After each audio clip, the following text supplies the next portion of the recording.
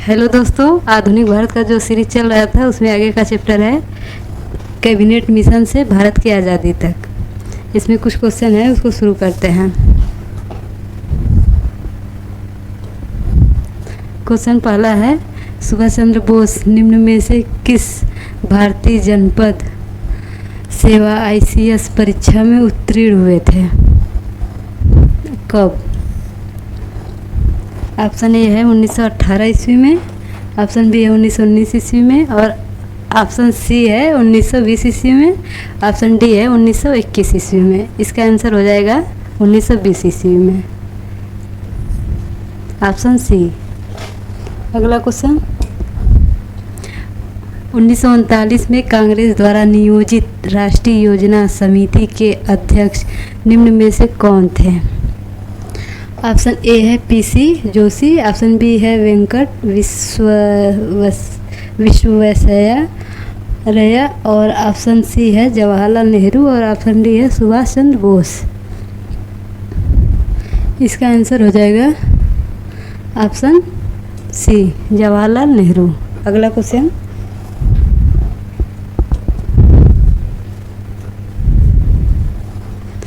सुभाष चंद्र बोस अचानक अपने कलकत्ता निवास से कब गायब हुए थे? ऑप्शन ए है 17 जनवरी 1941, और ऑप्शन बी है 8 दिसंबर 1940, और ऑप्शन सी है 12 जनवरी 1941, और ऑप्शन डी है इन उपयुक्त में से कोई नहीं। इसका आंसर हो जाएगा ऑप्शन सी, 12 जनवरी 1941 ईस्वी में। अगला क्वेश्चन,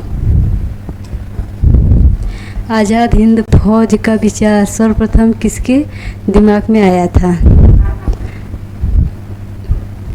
क्वेश्चन है, आज़ाद हिंद फौज का विचार सर्वप्रथम किसके दिमाग में आया था? ऑप्शन ए है सरदार अजीत सिंह, ऑप्शन बी है कैप्टन मोहन सिंह, और ऑप्शन सी है राज बिहारी बोस, और ऑप्शन डी है सुभाष चंद्र बोस। इसका आंसर हो जाएगा option B, captain Mohan Singh. अगला क्वेश्चन, सुभाष चंद्र बोस ने सिंगापुर में निम्न में से किस तिथि को स्वाधीन भारत की सरकार गठित की थी? इसमें बताना है किस तिथि को स्वाधीन भारत की सरकार गठित की थी। ऑप्शन ए है 21 अक्टूबर 1943, ऑप्शन बी है 2 जनवरी 1944 ईस्वी में, और ऑप्शन सी है 30 अप्रैल 1944, और ऑप्शन डी है 2 जून 1944 ईस्वी में। तो इसका आंसर हो जाएगा ऑप्शन ए, 21 अक्टूबर 1943 ईस्वी में। अगला क्वेश्चन, आज़ाद हिंद सरकार ने निम्न में किस पर अधिकार कर उसका नाम क्रमशः शहीद और स्वराज रखा था? ऑप्शन ए है अंडमान गोवा, और ऑप्शन बी है अंडमान निकोबार, ऑप्शन सी अंडमान इम्फाल, और ऑप्शन डी है इम्फाल और निकोबार। इसका आंसर हो जाएगा ऑप्शन डी, अंडमान निकोबार। अगला क्वेश्चन, आज़ाद हिंद फौज अस्थायी सरकार का मुख्यालय कहाँ पर था? इसमें आज़ाद हिंद फौज का मुख्यालय बताना है। ऑप्शन ए है बैंकॉक, ऑप्शन बी है रंगून, ऑप्शन सी है सिंगापुर, ऑप्शन डी है उपयुक्त में से कोई नहीं। तो इसका आंसर हो जाएगा ऑप्शन सी, सिंगापुर में आज़ाद हिंद फौज की अस्थायी सरकार का वो मुख्यालय था। अगला क्वेश्चन, कहाँ के रेडियो स्टेशन से महात्मा गांधी जी को संबोधित करते हुए सुभाष चंद्र बोस ने पहली बार उन्हें राष्ट्रपिता कहा था? ऑप्शन ए है जर्मनी, ऑप्शन बी है टोक्यो, ऑप्शन सी है रंगून, ऑप्शन डी है सिंगापुर। तो इसका आंसर हो जाएगा रंगून, ऑप्शन सी। अगला क्वेश्चन, तुम मुझे खून दो मैं तुम्हें आज़ादी दूंगा, यह नारा सुभाष चंद्र बोस द्वारा कहाँ पर दिया गया था? इसमें बताना है ये नारा कहाँ पर सुभाष चंद्र बोस द्वारा दिया गया था। ऑप्शन ए है जर्मनी, ऑप्शन बी है रंगून, ऑप्शन सी है टोक्यो, और ऑप्शन डी है सिंगापुर। तो इसका आंसर हो जाएगा option C, Singapore, option D Singapore. अगला क्वेश्चन, आज़ाद हिंद फौज के वे 3 अफसर कौन थे जिन पर दिल्ली के लाल किले पर मुकदमा चलाया गया था? ऑप्शन ए है शहनबाज खान, ऑप्शन बी है गुरबख्श सिंह ढिल्लो, ऑप्शन सी है प्रेम कुमार सहगल, ऑप्शन डी है निर्जन गिल।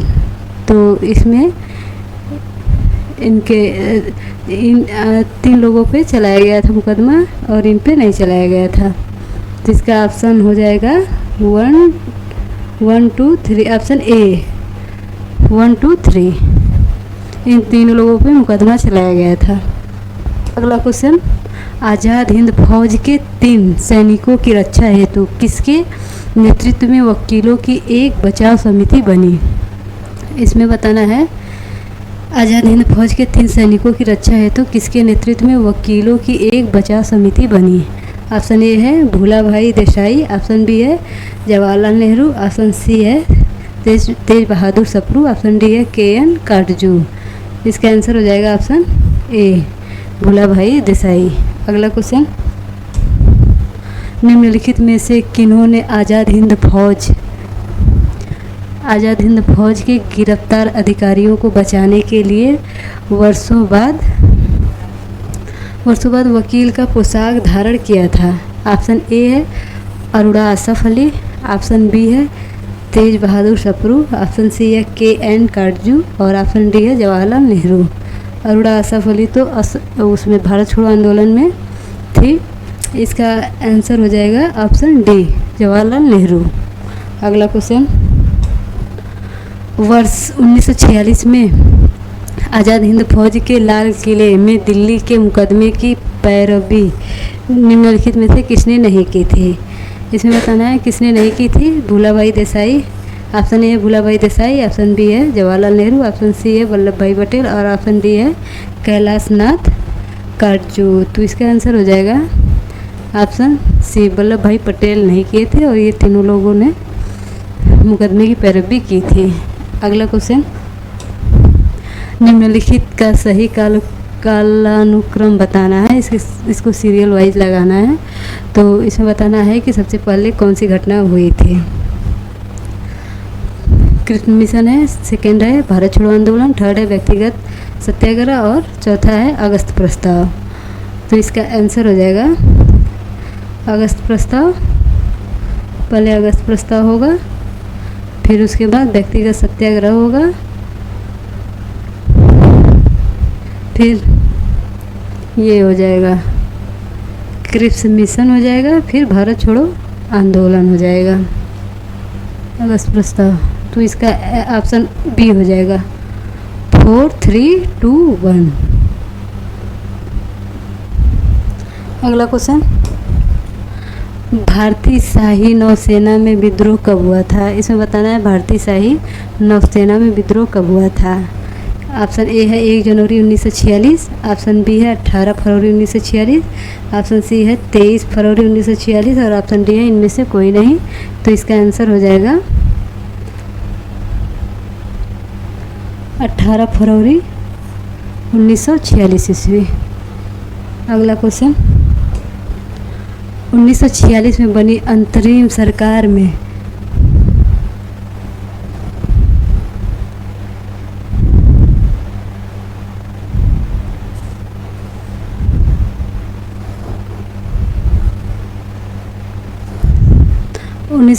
बनी अंतरिम सरकार में राजेंद्र प्रसाद के पास कौन सा विभाग था? इसमें बताना है कि राजेंद्र प्रसाद के पास कौन सा विभाग था। ऑप्शन ए है रक्षा, ऑप्शन बी है विदेशी मामले व राष्ट्रमंडल संबंध और ऑप्शन सी है खाद्य व कृषि और ऑप्शन डी है इनमें से कोई नहीं। तो इसका आंसर हो जाएगा ऑप्शन सी खाद्य एवं कृषि राजेंद्र प्रसाद के पास था। अगला क्वेश्चन, सन 1939 में कांग्रेस को छोड़ने के पश्चात सुभाष चंद्र बोस ने किस दल की स्थापना की थी? ऑप्शन ए है Indian freedom party, option B है आज़ाद हिंद फौज और ऑप्शन सी है रिवोल्यूशनरी फ्रंट और ऑप्शन डी है फॉरवर्ड ब्लॉक। इसका आंसर हो जाएगा ऑप्शन डी फॉरवर्ड ब्लॉक। अगला क्वेश्चन, कैबिनेट मिशन भारत कब आया था? ऑप्शन ए है 19 फरवरी 1946, ऑप्शन बी है 10 मार्च 1946 और ऑप्शन डी है 23 मार्च 1946 और ऑप्शन सी है 23 मार्च 1946 और ऑप्शन डी है 3 मई 1946। तो इसका आंसर हो जाएगा 23 मार्च 1946 ईस्वी में कैबिनेट मिशन भारत आया था। अगला क्वेश्चन, कैबिनेट मिशन के सदस्यों में निम्नलिखित में कौन शामिल नहीं था? ऑप्शन ए है पैथिक लॉरेंस, ऑप्शन बी है स्टेफर्ड क्रिप्स, ऑप्शन सी है एवी अलेक्जेंडर, ऑप्शन डी है ज्यूडिथ ब्राउन। तो कैबिनेट मिशन के सदस्य ये पैथिक लॉरेंस भी थे और स्टेफर्ड क्रिप्स और एवी अलेक्जेंडर, तो ये तीनों लोग इसमें शामिल थे। लास्ट ज्यूडिथ ब्राउन इसके सदस्य नहीं थे। तो इसका आंसर हो जाएगा ऑप्शन डी। अगला क्वेश्चन, कैबिनेट मिशन ने अपने प्रस्तावों की घोषणा कब की थी? इसमें बताना है कि कैबिनेट मिशन ने अपने प्रस्तावों की घोषणा कब की थी। तो इसका ऑप्शन ए है 18 फरवरी 1946, ऑप्शन बी है 24 मार्च 1946, ऑप्शन सी है 16 मई 1946 और ऑप्शन डी है 3 जून 1946 ईस्वी में। इसका आंसर हो जाएगा ऑप्शन सी 16 मई 1946 ईस्वी में। अगला क्वेश्चन, कैबिनेट मिशन योजना का सर्वाधिक विवादास्पद पक्ष क्या था? ऑप्शन ए है प्रांतों का समूहन, ऑप्शन बी है केंद्रीय सरकार को अधिकार विहीन करना, ऑप्शन सी है प्रांतों को पूर्ण स्वायत्तता प्रदान करना, ऑप्शन डी है पाकिस्तान की मांग को ठुकराना। कैबिनेट मिशन की योजना का सर्वाधिक, ये ऑप्शन डी होगा इसका आंसर, पाकिस्तान की मांग को ठुकराना। अगला क्वेश्चन, कैबिनेट प्रस्तावों को ठुकराने के बाद मुस्लिम लीग ने पृथक राज्य पाकिस्तान को प्राप्त करने के लिए कब प्रत्यक्ष कार्यवाही दिवस मनाया? ऑप्शन ए है 16 अगस्त 1946, ऑप्शन बी है 22 अक्टूबर 1946, ऑप्शन सी है 15 अगस्त 1946 और ऑप्शन डी है 22 नवंबर 1946। इसमें बताना है प्रत्यक्ष कार्यवाही दिवस। तो इसका आंसर हो जाएगा ऑप्शन ए 16 अगस्त 1946 ईस्वी को मनाया गया था। अगला क्वेश्चन, वर्ष 1946 में गठित अंतरिम कैबिनेट की अध्यक्षता किसने की थी? वर्ष 1946 में गठित अंतरिम कैबिनेट की घोषणा अध्यक्षता किसने की थी? ऑप्शन ए है राजेंद्र प्रसाद, ऑप्शन बी है जवाहरलाल नेहरू, ऑप्शन सी है वल्लभ भाई पटेल, ऑप्शन डी है सी राजगोपालाचारी। इसका आंसर हो जाएगा,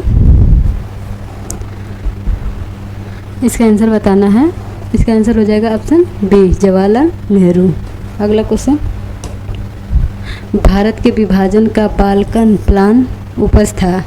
ऑप्शन ए है डब्ल्यू चर्चिल के मस्तिष्क का, ऑप्शन बी है M.A. जिन्ना के मस्तिष्क का और ऑप्शन सी है लॉर्ड माउंटबेटन के मस्तिष्क का, ऑप्शन डी है B.P. मेनन के मस्तिष्क का। तो इसका आंसर हो जाएगा ऑप्शन सी लॉर्ड माउंटबेटन के मस्तिष्क का।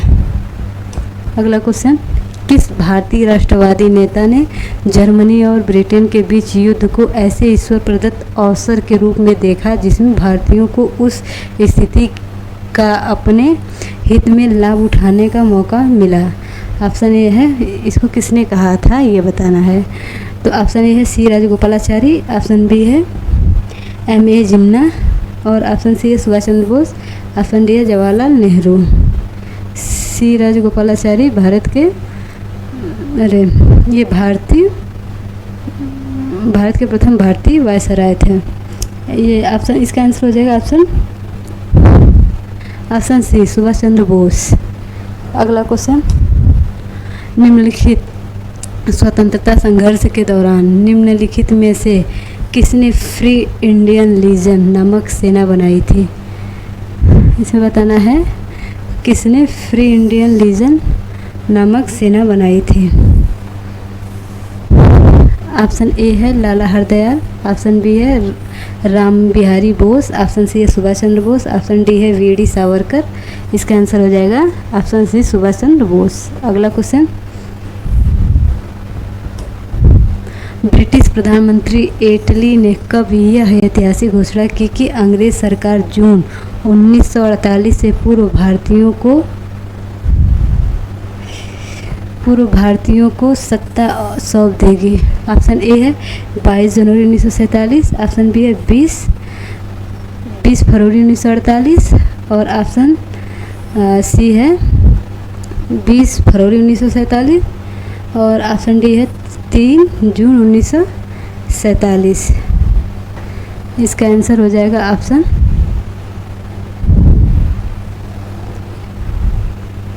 इसमें क्या बताना है।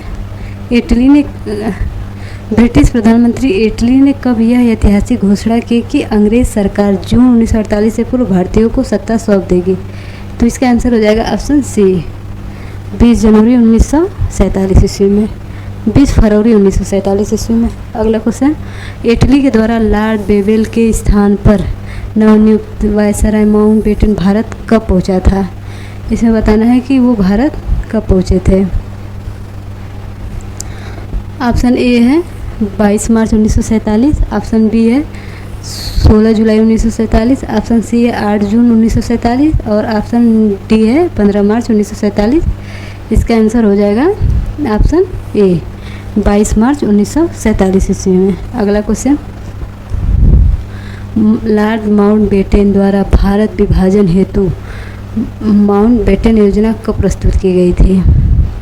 इसमें बताना है कि माउंटबेटन योजना कब प्रस्तुत की गई थी। ऑप्शन ए है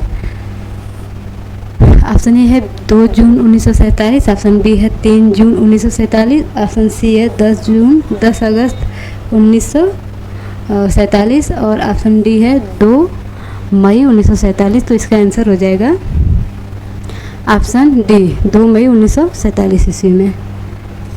अगला क्वेश्चन, अंतरिम सरकार के कार्यक्रम के समय मुस्लिम लीग द्वारा उत्पन्न की हुई परेशानियों से थक कर किस वरिष्ठ नेता ने कहा था, जिन्ना विभाजन चाहते हैं या नहीं, अब हम स्वयं विभाजन चाहते हैं? इसको किसने कहा था? ऑप्शन ए है गोविंद बल्लभ पंत, ऑप्शन बी है वल्लभ भाई पटेल, ऑप्शन सी है जवाहरलाल नेहरू, ऑप्शन डी है JV कृपलानी। तो इसका आंसर हो जाएगा वल्लभ भाई पटेल, ऑप्शन बी वल्लभ भाई पटेल ने ये कहा था। अगला क्वेश्चन, विभाजन के निर्णय के बाद सर्वाधिक आघात किस व्यक्ति को लगा, जिसने कांग्रेस कार्य समिति की बैठक में कहा कि कांग्रेस नेतृत्व ने उनकी आंदोलन को भेड़िए के आगे फेंक दिया? ऑप्शन ए है महात्मा गांधी, ऑप्शन बी है अब्दुल गफ्फार खान, ऑप्शन सी मौलाना आज़ाद, ऑप्शन डी है उपयुक्त में से कोई नहीं। इसका आंसर हो जाएगा ऑप्शन बी अब्दुल गफ्फार खान। अगला क्वेश्चन, निम्नलिखित में से सही बताना है। इसमें सबसे पहले क्या हुआ था, उसके बाद क्या हुआ था?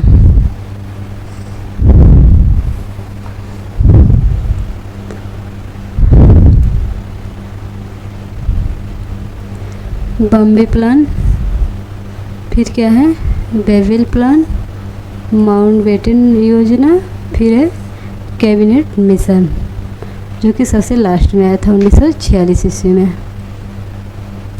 तो सबसे लास्ट में आया था, तो ये हो जाएगा नहीं, कैबिनेट मिशन आया था, उसके सबसे लास्ट में आया था माउंटबेटन योजना। बॉम्बे प्लान, फिर बेवेल प्लान 1944 में आया था, 1946 में। इसका ऑप्शन हो जाएगा ऑप्शन ए 2, 3, फिर 1, फिर 4। कैबिनेट मिशन आया था 1946 ईस्वी में।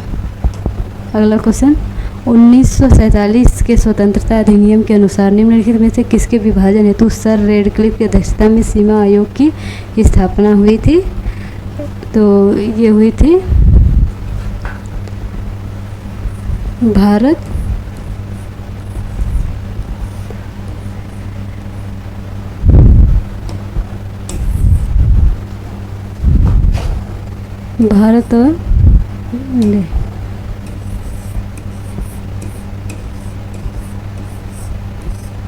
और पाकिस्तान के बीच।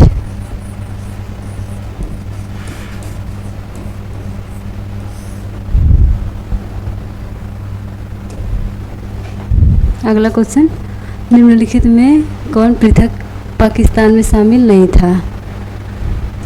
ऑप्शन ए है सिंध और ऑप्शन बी है पूर्वी पंजाब। ऑप्शन पहला है सिंध, दूसरा है पूर्वी पंजाब, तीसरा है पूर्वी बंगाल और पांचवा है सिलहट असम और छठा है बलूचिस्तान। तो इसमें बताना है कि कौन सा शामिल नहीं था।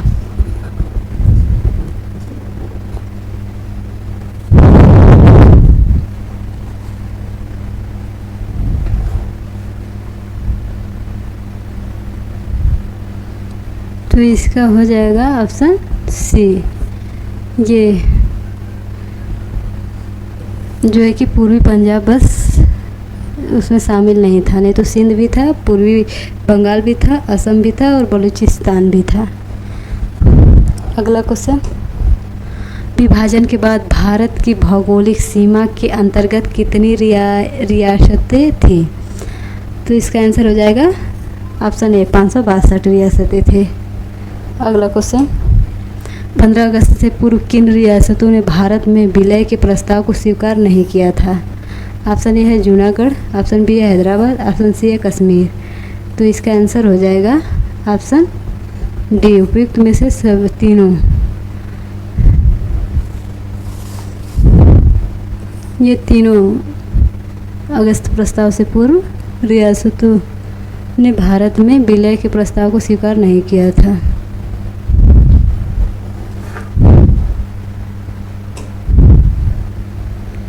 देशी रियासतों को भारत में मिलाने के लिए तैयार करवाने में किसने महत्वपूर्ण योगदान दिया था? ऑप्शन ए बीपी मेनन और ऑप्शन बी है सरदार पटेल और ऑप्शन सी है जवाहरलाल नेहरू। इसका आंसर हो जाएगा बीपी मेनन और सरदार पटेल, ऑप्शन डी, ए और बी दोनों। अगला क्वेश्चन, निम्नलिखित में किसे स्वतंत्र भारत का प्रथम गवर्नर जनरल बनाया गया था? स्वतंत्र भारत का प्रथम गवर्नर जनरल बनाया गया था। Option A lord Mountbatten, option B है सी राजगोपालाचारी, ऑप्शन सी है डॉक्टर राजेंद्र प्रसाद और ऑप्शन डी उपयुक्त में से कोई नहीं। तो स्वतंत्र भारत का गवर्नर जनरल बनाया गया था लॉर्ड माउंटबेटन को और प्रथम भारत का भारतीय गवर्नर जनरल है सी राजगोपालाचारी। लेकिन इस क्वेश्चन के अनुसार इसका आंसर होगा लॉर्ड माउंटबेटन। अगला क्वेश्चन, भारत का राष्ट्रीय ध्वज स्वीकार किया गया संविधान सभा द्वारा, ये किया गया था, इसमें पूरा दिया नहीं है, 22 जुलाई 1947 ईस्वी में।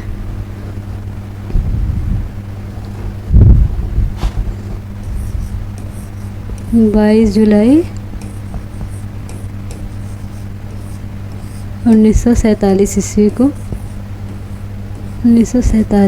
ईस्वी को संविधान सभा द्वारा भारत का राष्ट्रीय ध्वज स्वीकार किया गया था। अगला क्वेश्चन, 14 अगस्त 1947 के अर्धरात्रि को संविधान सभा द्वारा सत्ता संभाल लिए जाने के बाद किसने इन शब्दों के साथ कि यह उचित ही है कि इस महान सदन में जो पहला राष्ट्रीय ध्वज फहराएगा वह भारत के समस्त राष्ट्रीय ध्वज फहराएगा और वह भारत की समस्त महिलाओं की ओर से उपहार है। संविधान सभा के अध्यक्ष डॉक्टर राजेंद्र प्रसाद को तिरंगा झंडा राष्ट्रीय ध्वज पहली बार भेंट किया गया था। इसका आंसर होगा ऑप्शन बी, हंसा मेहता। अगला क्वेश्चन, पुस्तक the story of the integration of the Indian state किसने लिखा था? इसको लिखा था option D, BP Menon.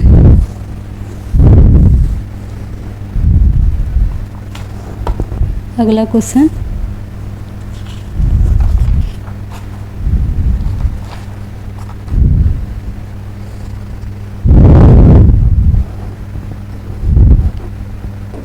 Question क्या था? पुस्तक द स्टोरी ऑफ इंटीग्रेशन। अगला क्वेश्चन है,